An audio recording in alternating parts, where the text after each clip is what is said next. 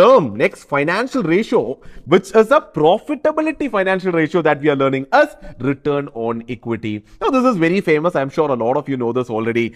Return on equity helps us assess the return the shareholder earns for every unit of capital invested. Simple.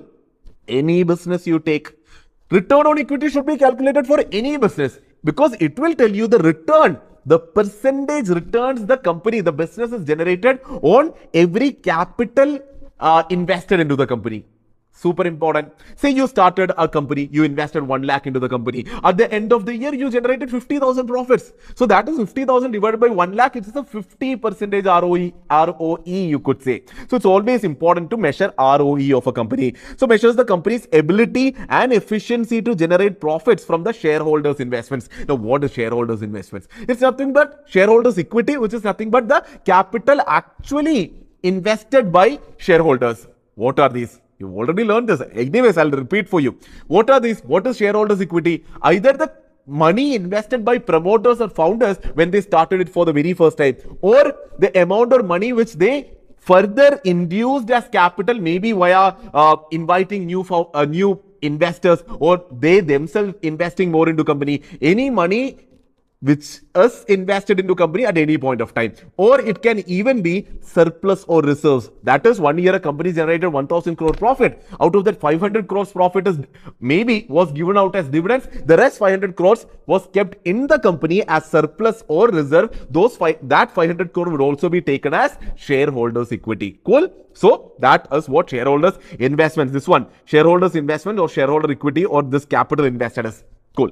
Now I look for ROE of above 15%. Now, it's a very famous saying. Whenever you are analyzing a company, it is always good for the company to have an ROE of above 15%. Now, that's a thumb rule, you can say. You can always look for that. Now, let's actually look into the formula. ROE is equal to net income divided by average shareholders' equity. Now, let's look into those. Net income, we know how much is net income. 1,492 crores divided by average shareholders' equity. This average shareholders' equity we can find where?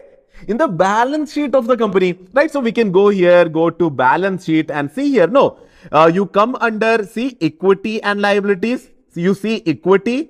See, that's exactly what you can find. So you can basically look here, 13,677 crores. But you see here, it is average shareholders' equity which is to be taken, because taking average is always good, right? So what I do is you can take the average of this current year and the previous year, which is the average of 13,677 and 12,184. Basically, you sum it, divide by 2, you'll get that. And that is what I have taken here. And ROE of DMart is 11.53%. This means DMart is generating net profit of rupees 11.53 on every rupees 100 of shareholders' equity deployed. On every 100 rupees of shareholders' investment into the company is generating 11.53 rupees as profit.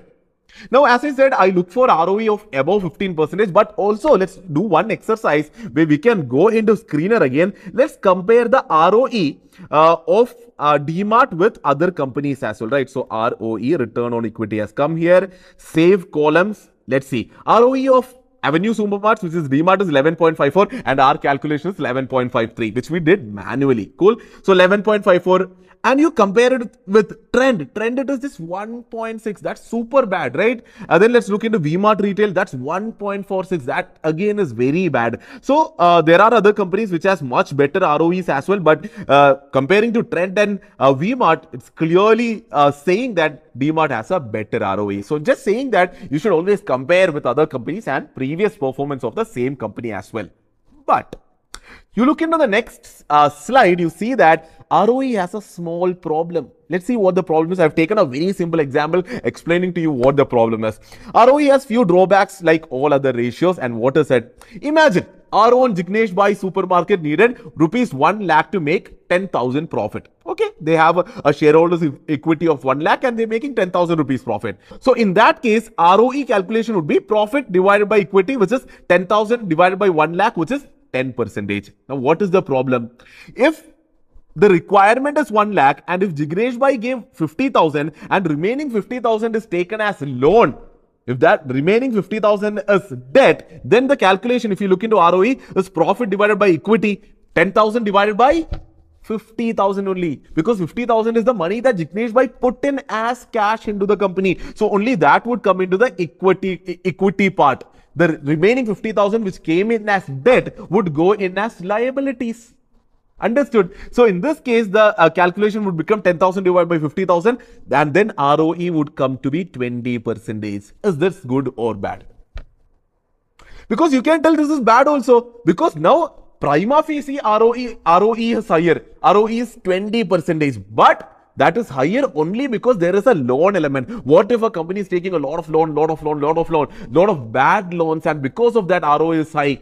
Then if you just look into ROE, you might think that, okay, the company has a good ROE, but it can be high only because it has taken a lot of loans. So we have to be super careful when we are analyzing ROE. That is my point. So with additional debt, ROE doubled. High ROE is great, but not if there is high debt. High debt results in higher interest payments. Now, there is a solution to this also. Like a lot of problems have solutions. We'll always give solutions. So the solution to the problem with ROE here is the DuPont model, as you see on the screen. Now, DuPont model solves this problem. What DuPont model does is basically they are inspecting ROE more closely. A better way of looking into ROE. So basically, if you look into ROE, what is ROE's formula? We saw here, no, it is net income divided by equity. Income divided by equity, or revenue divided by equity. According to DuPont model, ROE's formula is broken into multiple different formulas, like net profit divided by sales, into sales divided by assets, into assets divided by equity.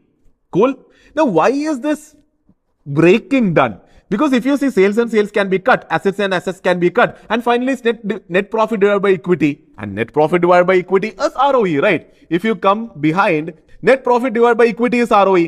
So ROE's formula is broken down into multiple formulas, and if you see here, each formula is something. This is net profit margin.